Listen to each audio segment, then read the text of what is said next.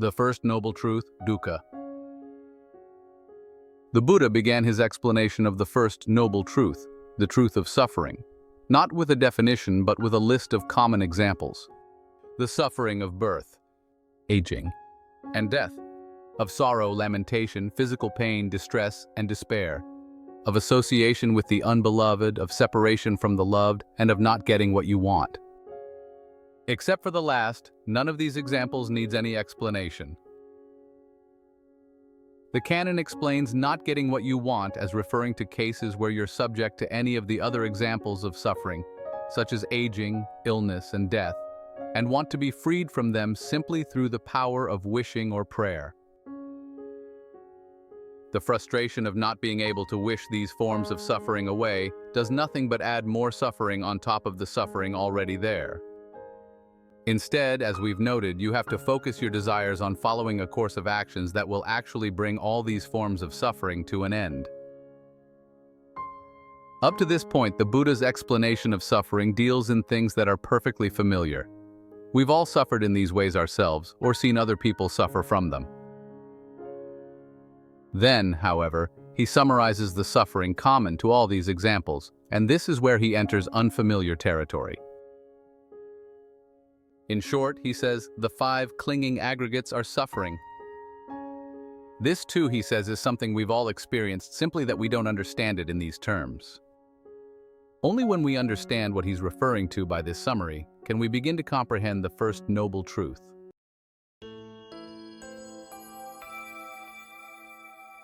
First, the words aggregate and clinging. Aggregate is a translation of the Pali word khanda, which means heap, group, or mass. It also means the trunk of a tree, a meaning that we'll see is actually relevant to this context. The use of the English term aggregate to translate khanda comes from a distinction, popular in 18th and 19th century European philosophy, between conglomerates of things that work together in an organic unity, called systems, and other conglomerates that are mere random collections of things called aggregates. Translating khanda as aggregate conveys the useful point that even though the physical and mental processes that are classed as khandas can seem to have an organic unity, they're actually shaped by discrete choices.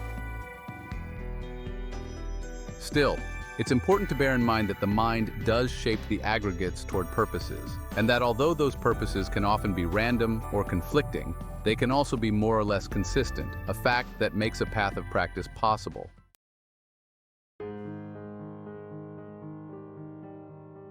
The 5 aggregates are form, feeling, perception, fabrication, and consciousness.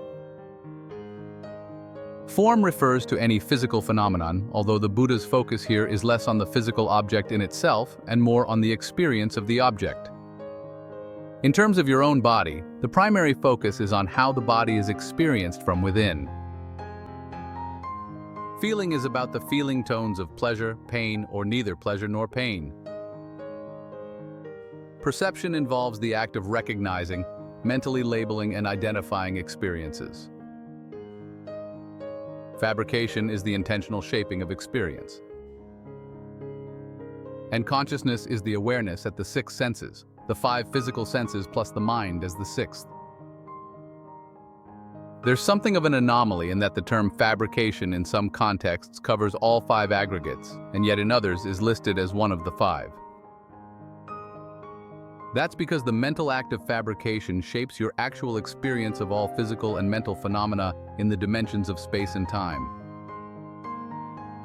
It chooses among the potentials for any of the aggregates made available by past actions, and turns those potentials into the actual experience of those aggregates in the present.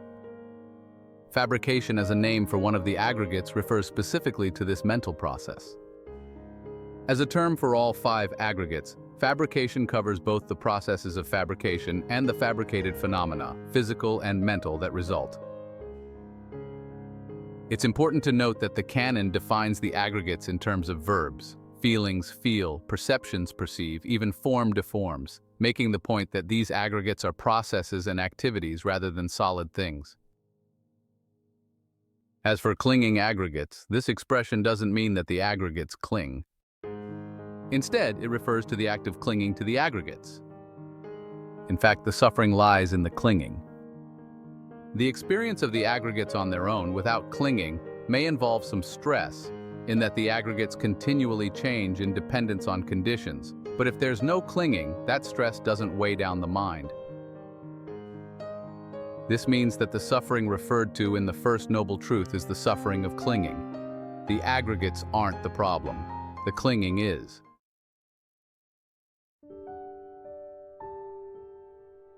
The aggregates aren't the problem. The clinging is. Still, to understand clinging, you need to get a sense of what it clings to. The question often arises, why did the Buddha choose to divide physical and mental experience into the categories of these 5 aggregates? Couldn't he have divided it up in other ways? The canon doesn't give an answer to this question, but it's worth noting that each of the aggregates is associated with the act of feeding. In the Buddha's analysis, the act of feeding is something that all beings have in common. In fact, that's how we define ourselves as beings, by latching on to these 5 activities as we feed. When you feed, either physically or emotionally, all 5 of these aggregates are involved. A sense of form. When you eat physical food, form refers both to the form of the body that needs to be nourished, and that will be used to look for food, as well as to the physical objects that will be used as food.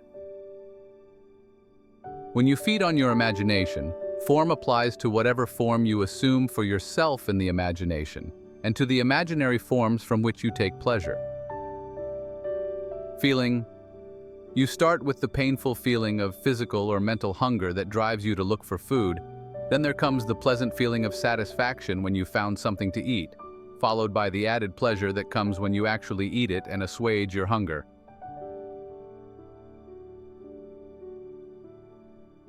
Perception. You use perceptions to identify the type of hunger you feel and to identify which of the things in your world of experience will satisfy that hunger.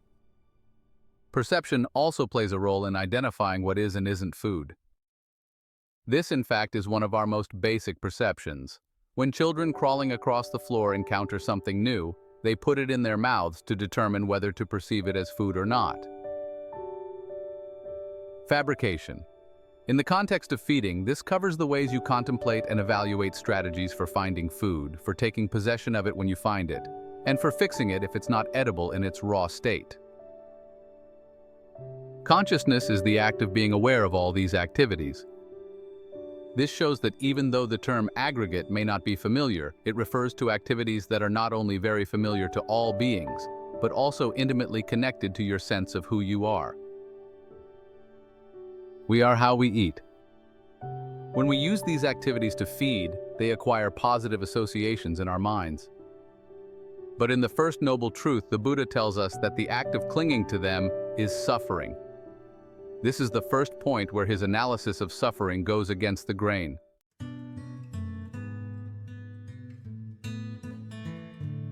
Clinging, upadana. As for the Pali word for clinging, upadana, that means A, sustenance, and B, the act of taking sustenance, as when a tree takes sustenance from soil or a fire from its fuel.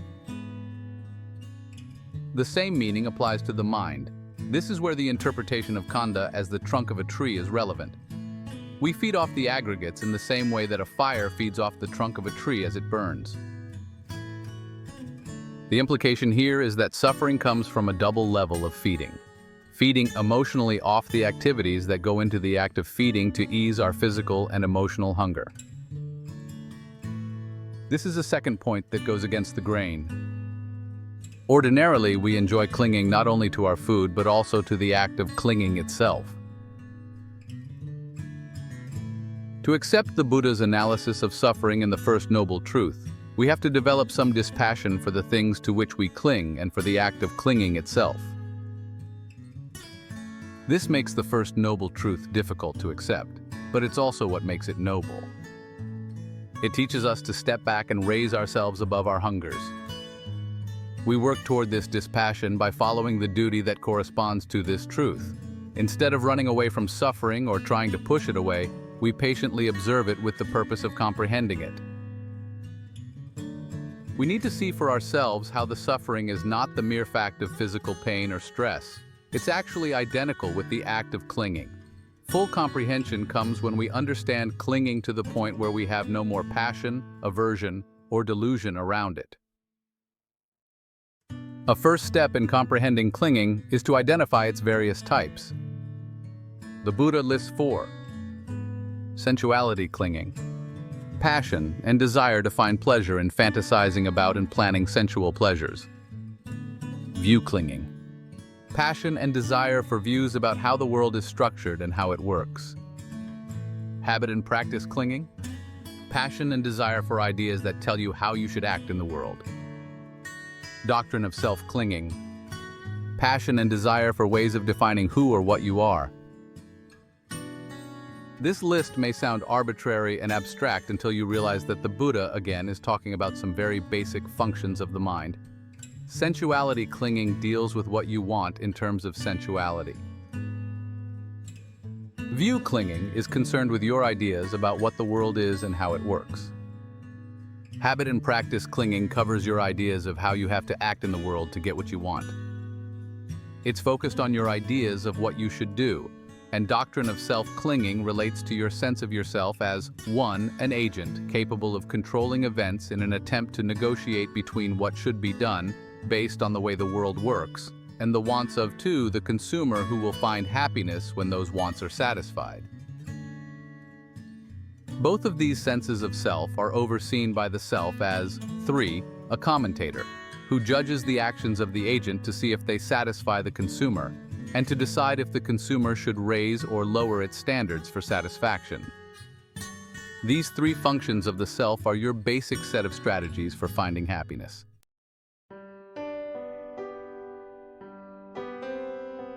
Doctrine of self-clinging is the most important type of clinging to comprehend.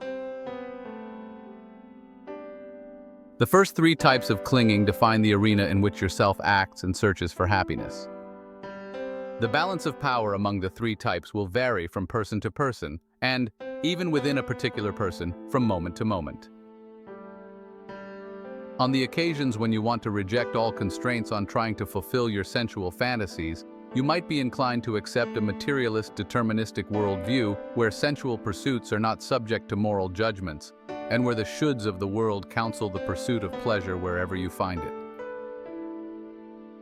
This would be a case of sensuality clinging dictating your view of the world. At moments when you want to believe that your dignity as a human being lies in your ability to choose your actions, you'll be inclined to adopt a non-deterministic worldview where choice is real. This would be a case where habit and practice clinging dictates your view of the world and what your attitude toward sensuality should be. There are not a few cases where people change their worldview to fit in with their desires of the moment. There are also cases where their wants run up against the shoulds and what is of a worldview to which they're committed for other reasons. Modern psychology has detailed the suffering that comes from precisely this sort of internal conflict, one that's not limited only to those suffering from severe mental illness. Freud, for instance, described it as the ego's constant need to negotiate among the shoulds of the superego, the wants of the ID, and the what is of the reality principle. Jung saw the issue as a clash between the shoulds and wants of the individual ego and the shoulds and wants of the unconscious. However you analyze it, this conflict is a common feature of the human condition. However, even though the first 3 types of clinging define the arena in which the self functions, the Buddha identified doctrine of self-clinging as the most basic type of clinging of all. In fact, only in a teaching where this type of clinging is comprehended, he said, can people reach awakening. That's because your sense of who you are explains why you're invested in seeing the world a certain way and in believing that certain things should be done in order to attain what you want. Without your desire to gain pleasure for yourself, views of the world or of how you should act wouldn't have much hold on the mind. This may be why, of all the different forms of clinging, doctrine of self-clinging is the one on which the Buddha focused the most attention when explaining how clinging gets fixated on the 5 aggregates. According to him, you can identify the self either as identical with any of the aggregates, as possessing any of the aggregates, as containing any of the aggregates, or as existing within any of the aggregates. For example, you might identify yourself as your body, or as the owner of your thoughts, or as an infinite consciousness containing all 5 aggregates, or a little person inside the body making use of its senses. These 4 possibilities multiplied by 5 aggregates give 20 possible self-identity views to which you might cling. So it follows that doctrine of self-clinging is the most important type of clinging to comprehend. And if we look carefully at the 3 roles of the self, we can see most clearly why clinging is suffering. The self as consumer, even though it enjoys feeding, is constantly hungry. As the Buddha said, even if it rained gold coins, that wouldn't be enough to satisfy one person's sensual desires. This means that the self as agent has to be constantly at work, negotiating among wants and shoulds, trying to gain a measure of control over the way things are, all in order to assuage the hunger of the consumer, with the self as commentator never giving it a moment's rest. However, you can't uproot your sense of self without also uprooting the other types of clinging as well.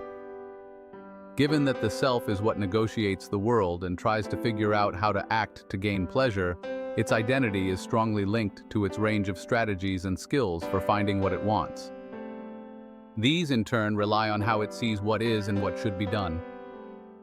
You see this connection most clearly when you move into a different culture or when your own society undergoes radical change. The world is no longer what it used to be. The skills that used to get results come up empty-handed, and your very identity gets called into question. To survive, you need to construct a new self around new skills for negotiating the new arena in which you act.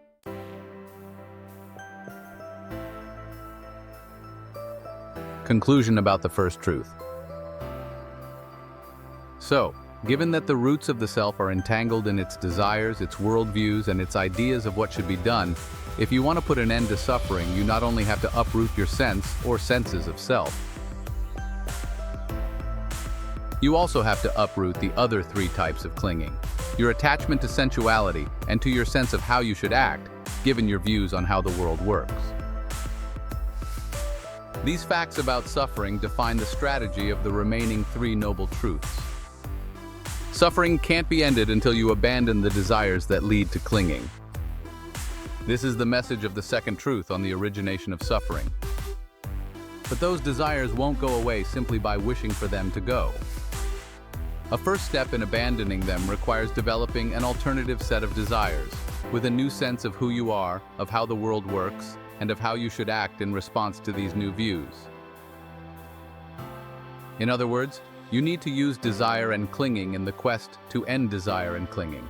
That's the strategy of the 4th noble truth, the path to the end of suffering. Once the path has done its work, you can abandon it too. When the mind is totally free of desire and clinging, it can realize the 3rd noble truth, suffering's end.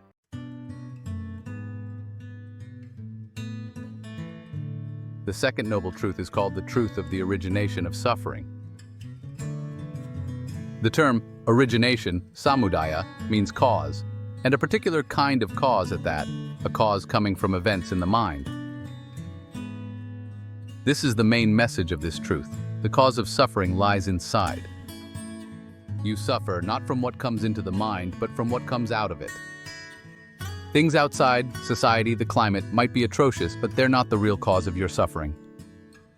If they were, then in the quest to put an end to suffering, you'd have to make the world a perfect place. But the world resists being made perfect. As we noted in video part 3, even the highest heavens are impermanent and imperfect. Suffering could never cease. But because the cause of suffering lies within the mind, and because the mind can be trained to be perfect in completing the duties of the 4 noble truths, the end of suffering is possible. When you can train the mind to abandon the causes of suffering coming from inside, nothing in any world of experience can make you suffer in any way.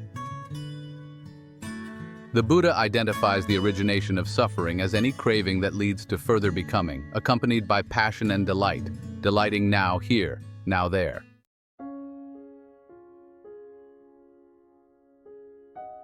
Chapter 1. Thirst, Tanha. Let's look at what these words mean. The Pali word for craving, tanha, also means thirst. Just as suffering is a form of mental feeding, the cause of suffering is a form of mental thirst. Further becoming is best understood by first getting an idea of the types of craving that lead there. All in all, there are three: craving for sensuality, craving for becoming, and craving for non-becoming.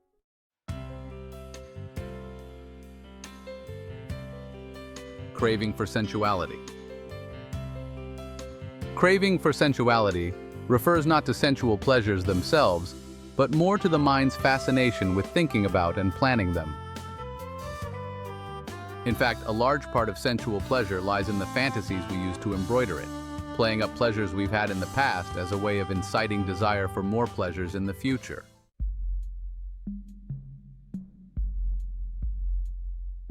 Craving for becoming. Becoming, bhava, is the act of taking on a self-identity in a particular world of experience. The word self here can mean any sense of who you are, finite or infinite, material or formless. World can be either an interior thought world or any of the outside worlds into which beings are born to pursue their desires.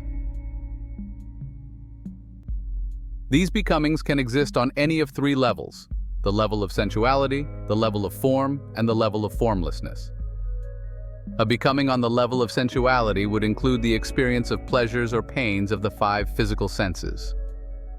A becoming on the level of form would include the experience of the form of the body as felt from within. A becoming on the formless level would include the experience of such formless dimensions as infinite space or infinite consciousness. In the Buddha's analysis, becomings involving outside worlds come from becomings of inside worlds within the mind. In every case, they begin with desire, for a certain pleasure, for example, or to take on a particular role in a world. A sense of the world then coalesces around the object of that desire. This world will include everything relevant to attaining the desire, plus anything that might stand in its way. At the same time, a threefold sense of self develops around the desire as well. The self in the same three roles that we mentioned: the self as agent, the self as consumer, and the self as commentator. For instance, if you have a desire for some ice cream, the relevant world would include the nearest place where ice cream can be found, plus anything that would allow you to get there and obtain the ice cream, as well as anything that would get in the way. Other aspects of the outside world irrelevant to your desire for ice cream, political events, the weather 500 miles away, wouldn't play a role in that particular becoming. Your sense of self as the agent in that becoming would include your body, as either capable or incapable of getting the ice cream. If you can make ice cream, that skill would be relevant to that particular sense of self too. If you have to buy the ice cream, the amount of money in your pocket or your bank account would be more relevant. Your sense of self as the consumer, of course, is the you who hopes to enjoy the ice cream once it's obtained, while your sense of self as commentator judges whether the desire is worth pursuing and, if so, whether the other two selves do their job to your satisfaction.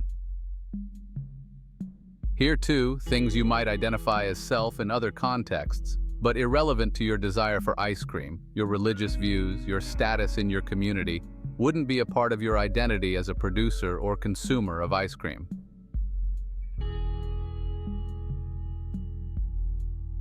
Your sense of the world and your identity within that world shape each other. If you know how to make ice cream, you'll see the potential for ice cream in areas where you wouldn't think to look if you lacked that skill. If you live in a world where ice cream is believed to be unhealthy, your sense of self as consumer or commentator will have to choose whether to identify yourself as one who follows the prevailing view or as one who defies it. The mind goes through many of these becomings in the course of a day, often with a different sense of the world and sense of self in each case. This is why your sense of who you are and where you are can change so quickly.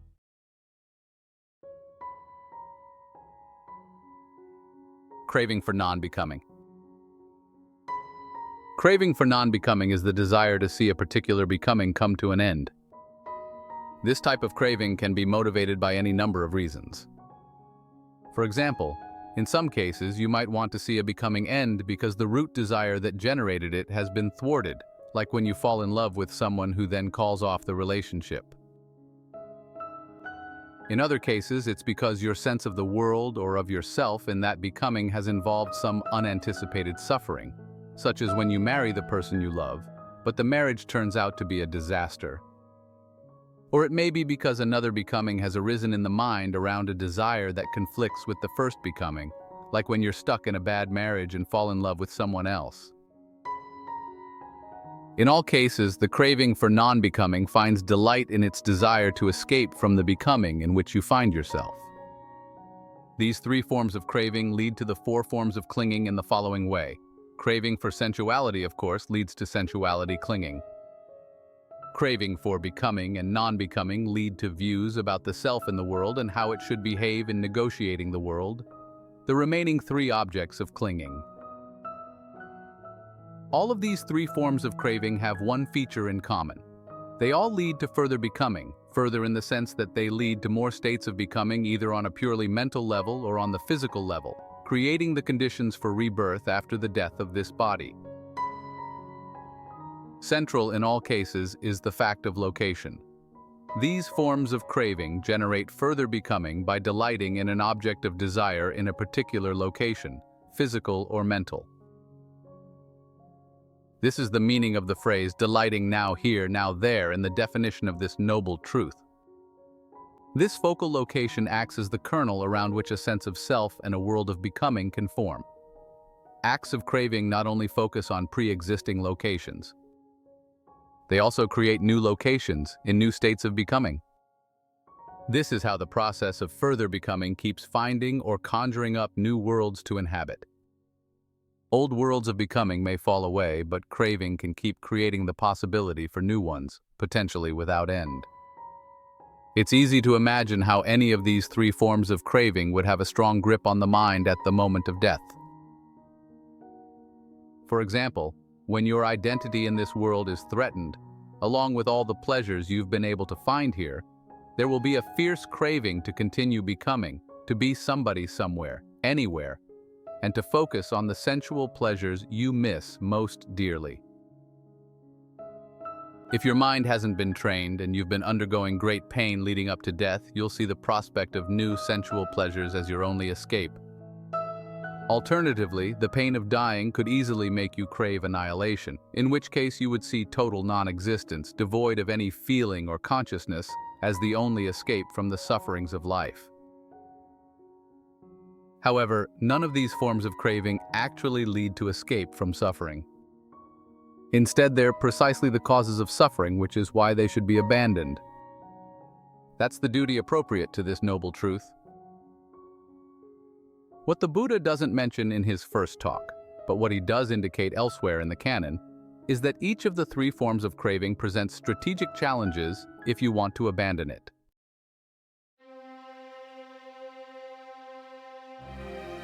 Chapter 2, the challenge posed by craving.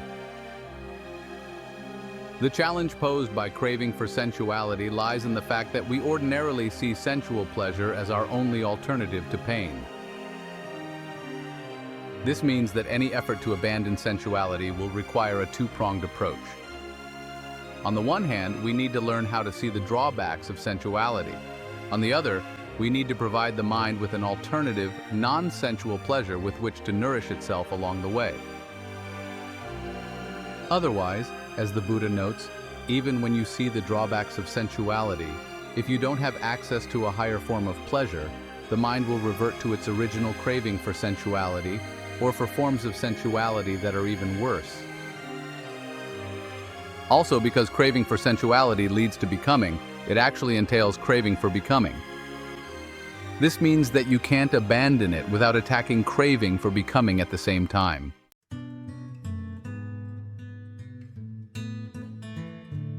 Chapter 3, the challenge posed by craving for becoming.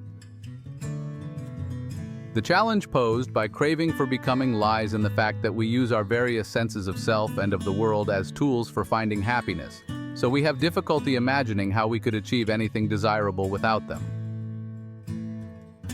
To To pursue a path of practice that will end this type of becoming, you have to see that you'll benefit from taking it on. This point may seem paradoxical. After all, when there's no more becoming, there will be no sense of you. But strategically, it's necessary. People accustomed to thinking in the terms that constitute becoming need reasons that make sense within those terms before they'll adopt any path of practice.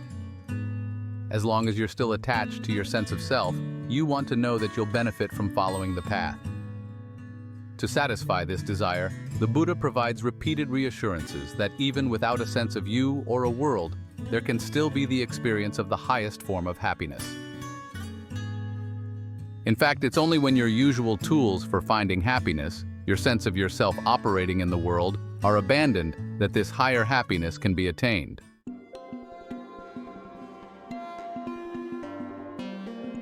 Chapter 4. The challenge posed by craving for non-becoming.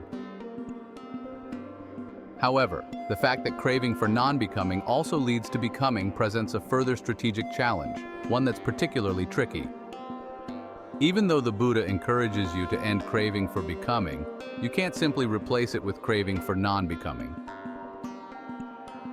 If you do, you'll cling to the desire to end becoming, and that act of clinging, it counts as view clinging, will involve notions of self and world, leading to more becoming.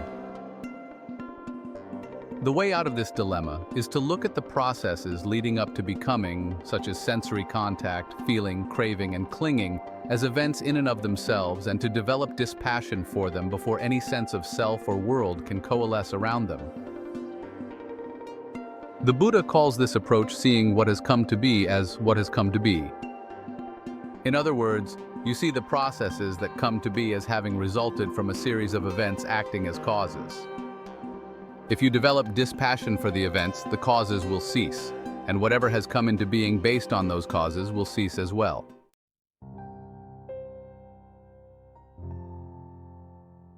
Chapter 5. Your cravings can find it so easy to lie to you. In practice, this means that you can't focus directly on becoming, and you can't even think in terms of self or world at that stage of the meditation.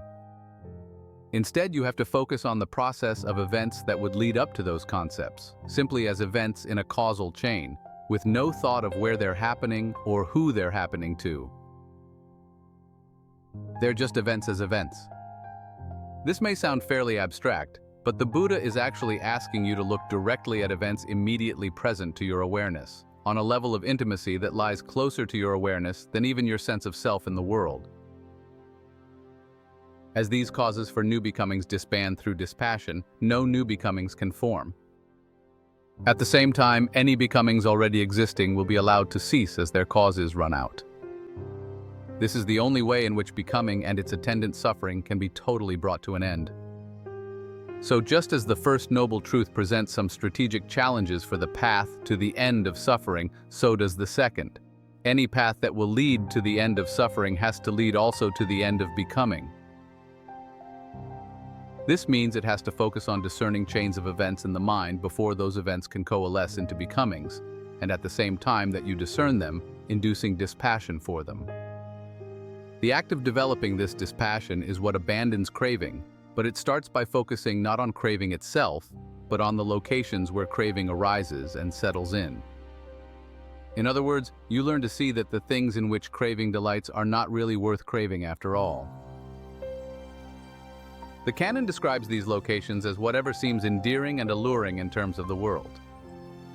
You develop dispassion for them by analyzing them into discrete events related to the processes of experience at the six senses. For instance, suppose that you crave a certain person.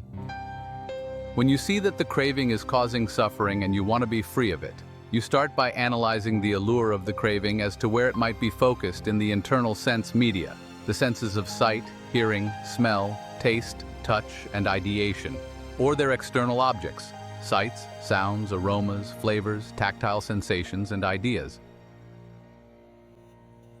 You then further break the sensory process down into the events that surround experience at these senses, contact between the senses and their objects, consciousness at that contact, feeling born of the contact, perceptions of the sensory objects, intentions for the sensory objects, craving for the sensory objects, thoughts directed at sensory objects, and evaluation of sensory objects. Directed thought and evaluation are the Buddha's analysis of how you use perceptions and feelings to talk to yourself. Here again, this analysis may seem abstract, but as we noted above, you're actually moving from a mental construct, your sense of the other person, to the events directly experienced in your own awareness, out of which you assemble that construct. You find that what seems so obvious to begin with, your sense that the craving was focused on the other person, is not so obvious after all. Maybe you were attracted more to your perceptions about that person, or to the way you talk to yourself about yourself in relation to that person. That's where the craving was really focused, on the perceptions or the thoughts and evaluations about the relationship. Your craving wasn't really focused on the other person at all. This is why personal relations can be so precarious. You're not really in love with the other person. You might be in love with your intentions around that person. You might even crave your cravings, which often have very little to do with who that person really is. And because you're not fully aware of where your cravings are actually focused, they can move around quite quickly. Now here, now there, from perceptions to intentions to other cravings, playing hide and seek, without your even knowing it. No wonder your cravings can find it so easy to lie to you. You can expand this realization to see that all cravings can be deceptive in this way, which makes you stop and think. This would apply to the cravings you might experience at the moment of death and which would determine your future state of becoming. At the same time, you see that the events on which your cravings are focused are ephemeral and dependent on conditions, so they're undependable sources for genuine happiness as well. Seeing how craving and the objects on which it focuses are so inconstant and unreliable, you move closer to wanting to develop dispassion for any craving that would lead to further becoming. This is how you begin to fulfill the duty with regard to this noble truth. And this is where you see why this truth is noble, in that it induces you to develop a noble sense of dispassion toward your cravings. Here it's important to note that the desire to develop dispassion in this way is not classed as part of the second noble truth as a cause of suffering. Instead, it's classed under the fourth noble truth as part of right effort in the path leading to the cessation of suffering. This is the desire you develop to end desire. Now this too presents a strategic challenge in that a healthy sense of self is necessary to cultivate this desire, and this sense of self will involve a level of becoming. This means that a certain measure of becoming will have to play a role in following the path. This path becoming, though, can eventually be abandoned through right view after it has done its work of abandoning the causes leading to other states of becoming. This is why the Buddha used the image of the raft to illustrate how the path works. You hold onto the raft until it has taken you to the far shore, then you can let it go. Another image from the canon is of going to a park. To make the effort to arrive at the park, you need desire to get there. Once you're there, you don't need the desire anymore. The third noble truth is the truth of the cessation of suffering. The term cessation here doesn't refer to the fact that suffering, once it arises, ordinarily has to pass away. Instead, it denotes the absolute ending of any and all stress and suffering that arises from craving. The way the Buddha defines this truth points out the basic strategy for how this cessation is brought about. You attack the problem at the cause. It's like going into a house and seeing that it's full of smoke. Instead of trying to put out the smoke, you try to find the fire causing the smoke and you put that out. The smoke will then dissipate on its own. In fact, this third noble truth is defined in a way that shows that it's identical with the act of fulfilling the duty with regard to the second noble truth. It's the remainderless cessation through dispassion, giving away, giving back, release, and letting go of that very craving. There is no phenomenon higher than this. In this sequence of terms, dispassion, viraga, can also mean fading. Suffering ceases when passion for the chain of events causing it fades from the mind. The terms for giving away, giving back, and release, Kagga, Patinisaga, and Muti, refer to the fact that the mind, in acting on craving, lays possessive claim to it. To abandon craving, it has to abandon its claim and return it to nature. You see that even your cravings aren't worth viewing as yours, so you give them their freedom. The final term in the sequence, letting go, analaya, also carries the connotation that you let go with no sense of nostalgia for your cravings. You cut off the relationship entirely with no lingering regret for what has ended. Other passages in the canon describe the dispassion and cessation of the third noble truth as the foremost phenomenon that can be experienced. There is no phenomenon higher than this. Your duty with regard to this truth is to realize it.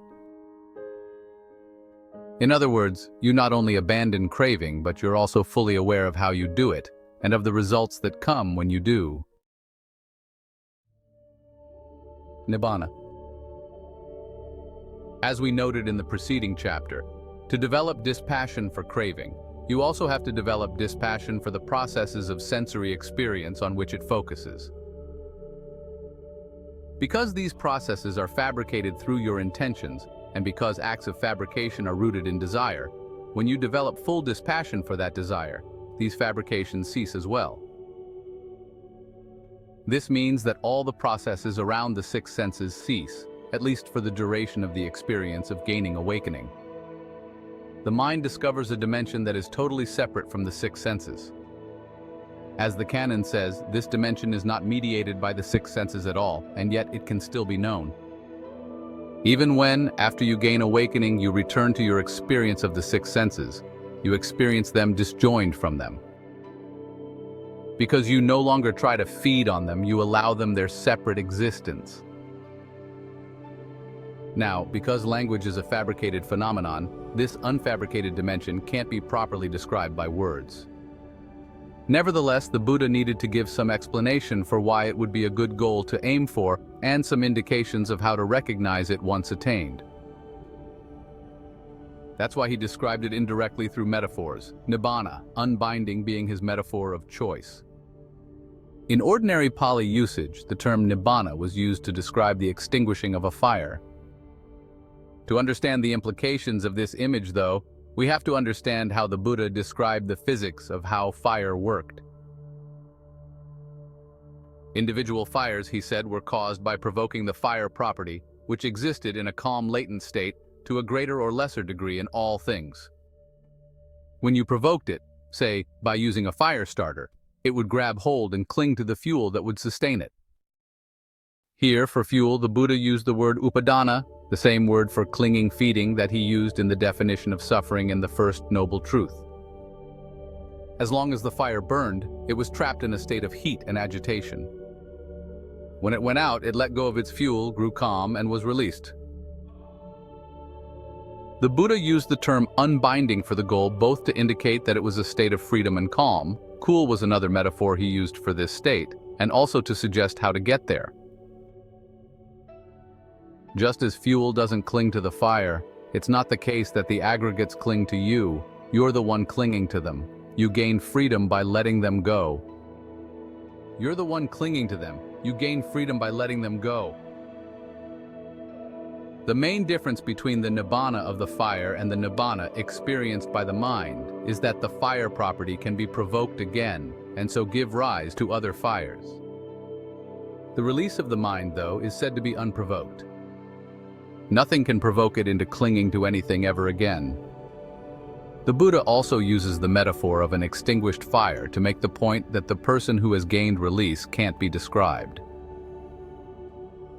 Just as a fire, when it goes out, can't be described as going east, west, north, or south in the same way, a person fully released can't be described as existing, not existing, both, or neither.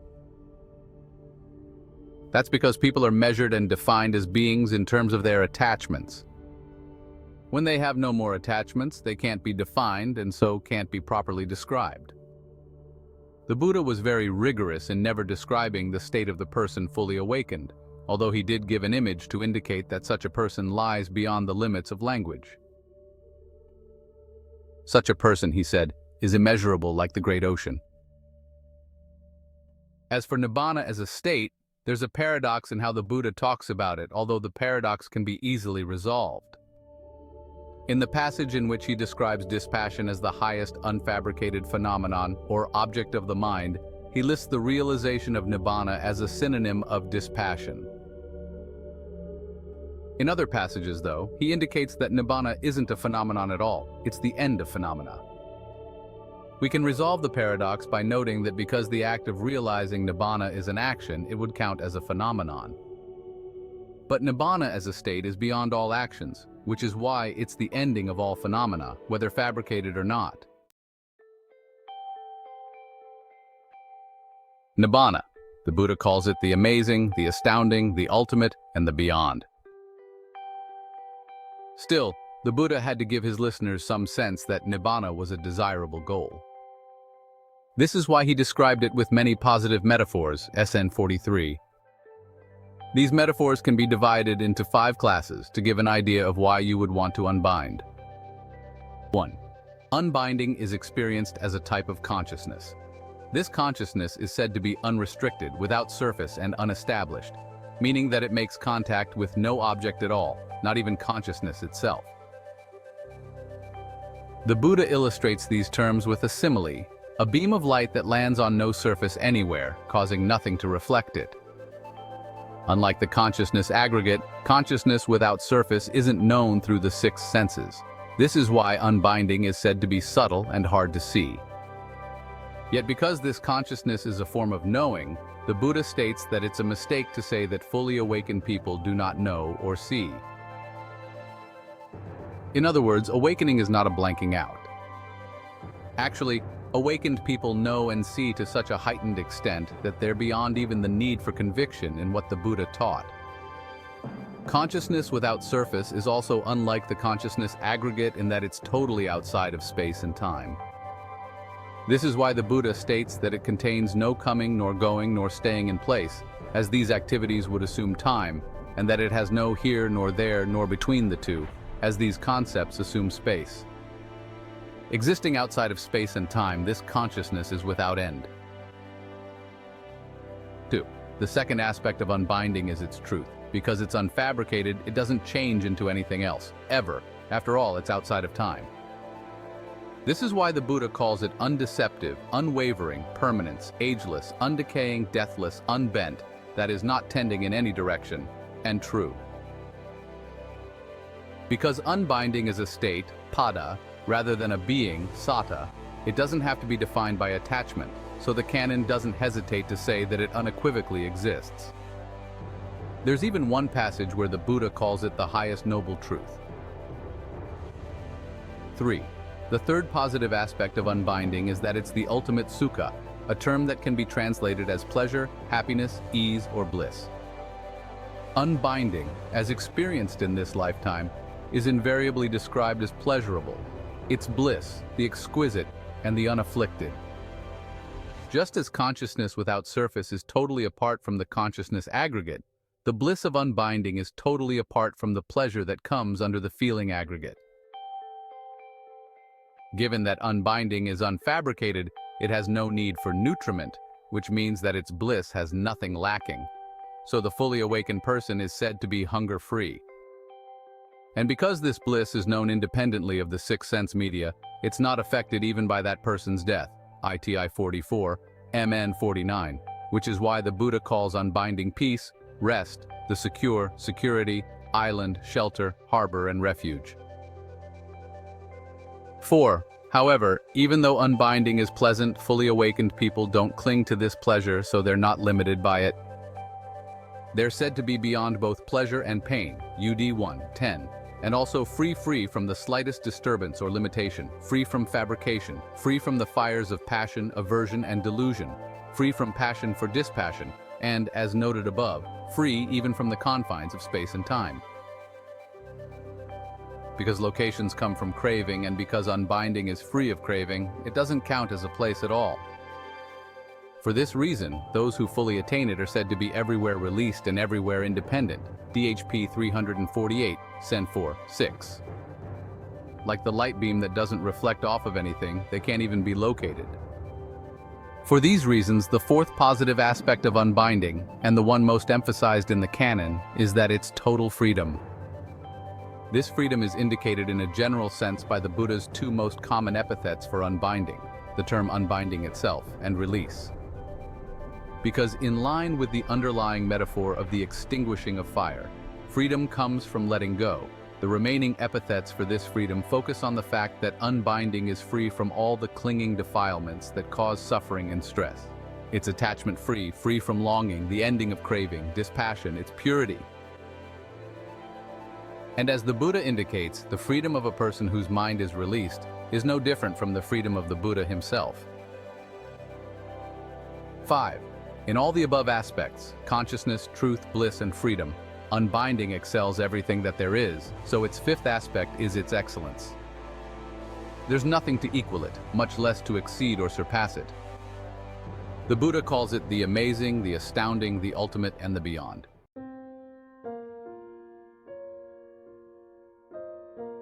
The fourth noble truth, Magga. The fourth noble truth is the path of practice to the cessation of suffering. It's true in the sense that it's a genuine possibility, it can be done, and it really leads to suffering's end. Of the four noble truths, it's the one you deliberately make true through your actions. It's why the teachings on karma and freedom of choice are so essential to the Dhamma. This truth is the one that shows their power to do the greatest possible good. In his first talk, the Buddha introduced this path of practice as the middle way because it avoids two extremes. 1. Indulgence in the pleasures of sensuality, and 2. Devotion to the pain of self-torment. Yet this does not mean that the path pursues a course of middling pleasures and pains. Instead, it fosters the pleasures of concentration, along with insight into the pain of clinging, and treats these pleasures and pains not as ends in themselves, but as tools to achieve a higher end, the deathless.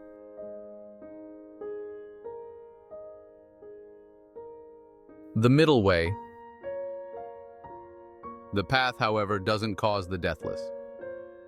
After all, if the deathless were caused by anything, it wouldn't be unconditioned. Instead, the path leads to the deathless, in the same way that a road to the Grand Canyon doesn't cause the Grand Canyon to be, but following the road can take you there. The path is composed of 8 factors. Because these factors work together to achieve the goal of the noble search, the path as a whole is called the Noble Eightfold Path. The factors are all said to be right in that they're effective in reaching the goal of awakening.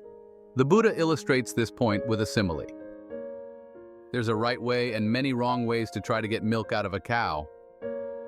If you pull on the udder, that's the right way. Because it accomplishes your aim, you get the milk. If you twist the cow's horn, that's a wrong way, because it doesn't get you the milk that you want, and it harasses the cow.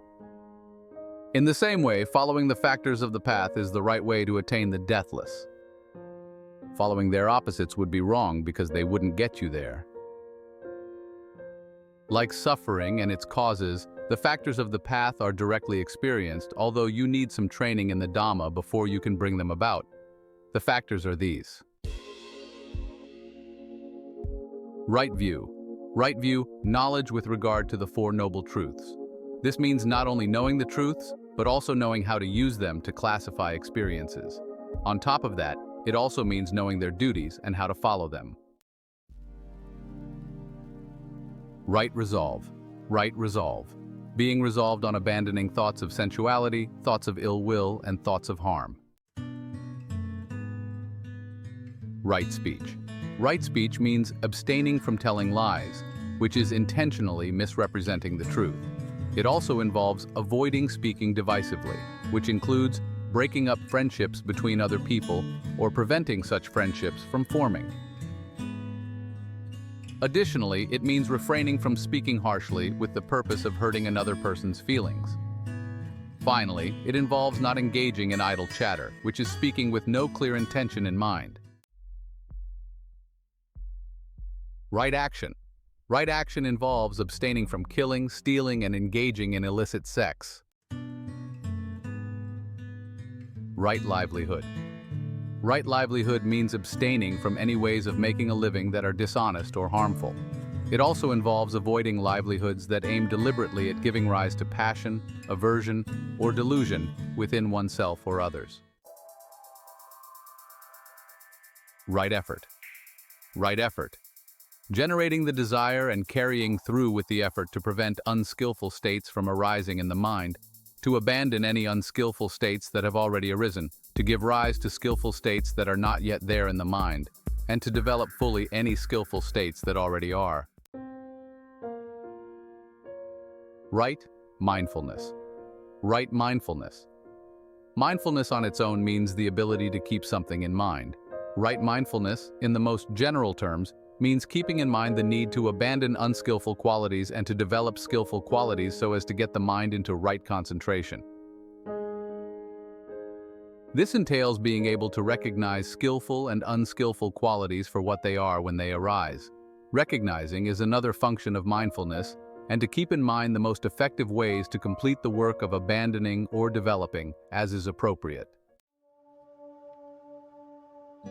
Right concentration. To keep these tasks in mind, mindfulness needs to be established in a frame of reference. These frames are four: the body in and of itself, feelings in and of themselves, the mind in and of itself, and mental qualities in and of themselves. The in and of itself here means observing these things simply as they are without reference to their meaning in the context of the outside world. To be established on any of these frames, you have to do two things. First, stay focused on the frame, and second, put aside any thoughts of greed or distress with reference to the world. For instance, to stay focused on the breath while dropping any thoughts about issues related to the world outside is one way of staying focused on the body in and of itself. To notice the feelings that arise from staying focused on the breath as they happen would be a way of staying with feelings in and of themselves and so forth. To stay established in these frames of reference, mindfulness needs the help of two other qualities: alertness and ardency. Alertness keeps you aware of what you're doing in the present moment and of the results of what you're doing. Ardency is essentially the same thing as right effort, the wholehearted effort to stay mindful and alert, and to do what is skillful in line with the directions given by mindfulness.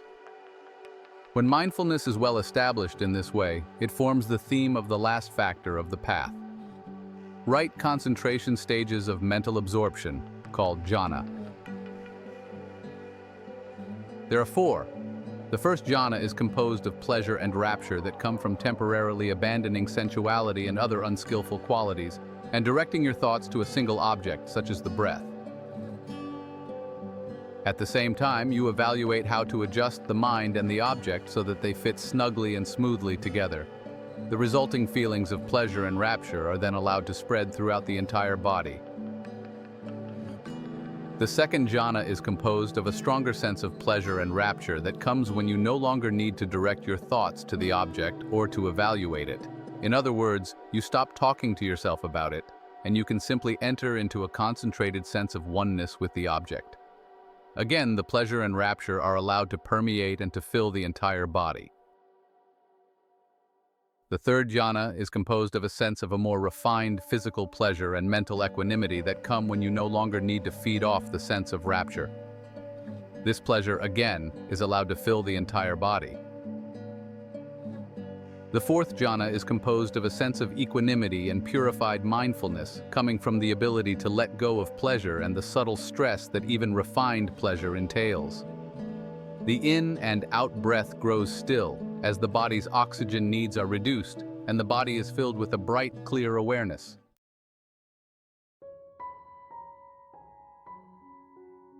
The karma that puts an end to karma. In the next video episodes, we will discuss how these 8 factors of the Noble Path work together to attack the problem of suffering at its cause, the 3 forms of craving. Here, we will simply note that these 8 factors fall under 3 headings. The first 2 factors, right view and right resolve, comprise the discernment group. The next 3, right speech, right action, and right livelihood, the virtue group, and the last 3, right effort, right mindfulness, and right concentration, the concentration group. For this reason, the path is sometimes called the triple training in heightened virtue, heightened mind, concentration, and heightened discernment. The duty with regard to this fourth noble truth is to develop it. The canon suggests two ways in which to do this. The first is to develop the factors in sequence. You start with a mundane level of right view, which affirms the principles of karma and rebirth. Your actions, bodily, verbal, and mental, come from your intentions. They have results that correspond to the quality of the intention, and those results can take widely varying lengths of time to be felt. Some are felt immediately, others may not be felt until future lifetimes. Based on this level of right view, you follow the first of the Buddha's two categorical teachings, that is, the teachings that are true across the board in all situations. Unskillful actions, bodily, verbal, and mental, should be abandoned, and skillful actions should be developed in their place. As you follow this teaching, you become sensitive to how unskillful mental actions lead to suffering, whereas skillful actions relieve suffering. You then refine this insight into the nature of action by adopting the view that mental acts of craving lead to the clinging that constitutes suffering right here and now, while acts following the 8 factors of the Noble Path lead to the end of suffering. These 4 noble truths are the Buddha's second categorical teaching, which is basically a refinement of the first. You see further that the causes of suffering should be abandoned, and the path to the end of suffering should be developed. This view inspires you to resolve on using right view in the right way, not as a mere topic of discussion or argument, but as a guide to action. As a first step in that direction, you resolve on abandoning unskillful qualities in the mind. Then you try to carry out this resolve in all your activities as you make an effort to speak, act, and find your livelihood in ways that harm no one, not yourself, not others. In trying to be skillful in your external actions, you also need to be skillful in how you engender the mental qualities motivating your actions. This entails right effort. At the same time, keeping in mind the need to be skillful in both external and internal actions requires that you develop the qualities of mindfulness, alertness, and ardency that will help in the practice of right mindfulness. You come to see that the most skillful mind states, free of thoughts of sensuality, ill will, and harmfulness, are the stages of right concentration. So you work to establish mindfulness in a way that will give rise to those stages. The close connection between right mindfulness and right concentration is shown in passages in the canon that equate rightly established mindfulness with the first jhana, and in other passages where mindfulness is said to be purified on reaching the fourth jhana. The second way to develop the path is also sequential, but a bit more complex. As you develop each path factor, the 3 factors of right view, right mindfulness, and right effort circle around that factor. Of the 3, right view comes first in seeing the distinction between the right and wrong versions of the factor. Right mindfulness remembers to develop the right version and abandon the wrong version. Right effort makes the effort to carry through with the instructions of right view and right mindfulness. The fact that both of these methods for developing the path start with right view can be explained by the Buddha's insight into karma on the night of his awakening. The skill or lack of skill in your intentional actions derives from the views that inform them. In this case, the Noble Eightfold Path is the highest form of karma, the karma that leads to the end of karma, and right view is what leads the way in performing all the duties connected with the noble truths, comprehending suffering, abandoning its origination, realizing its cessation, and developing the path. But as we've also noted, once right view and the other path factors have been fully developed and done their work, they too have to be abandoned. After all, the path is fabricated. The Buddha calls it the highest fabricated phenomenon, whereas the goal is not. This means that the path is not present in the goal. So the path actually entails 2 duties: developing the factors so that they can do their work, and then abandoning them when their work is done. Right view is particularly well suited to provide the lead in performing this double duty. It teaches you to look at your views, less in terms of their contents, and more in terms of the karma of clinging to them. In other words, it sensitizes you to views as actions, the motivations lying behind them, the suffering inherent in clinging to them, and the long-term consequences of holding to them and acting on them. After right view applies this analysis to other views, showing you how to abandon them, it's in an ideal position to apply the same analysis to itself. Here it's important to note that even though awakened people abandon the factors of the path on gaining awakening, when they return to the realm of the six senses after awakening, they still can make use of the qualities of mind developed in the course of following the path. Their virtue, concentration, and discernment are perfected. In fact, impeccable virtue in terms of the 5 precepts is one of the signs of a person who has achieved even just the first stage of awakening. Still, those who are fully awakened no longer have to develop the path factors for the sake of doing any further work on their own minds. This is one of the ways in which the Noble Eightfold Path counts as the comma that puts an end to karma.